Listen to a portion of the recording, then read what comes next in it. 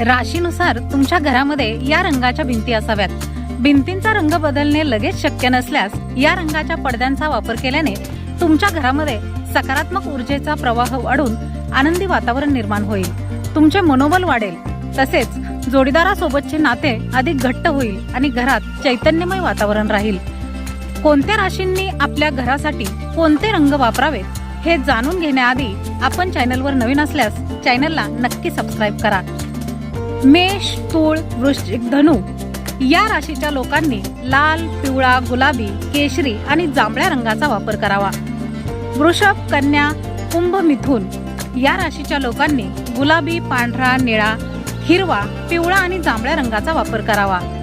कर्क, सिंह, मकर आणि मीन या राशीच्या लोकांनी पांढरा, चंदेरी, पिवळा, केशरी, सोनेरी, आकाशी आणि तपकिरी या रंगाचा वापर करावा।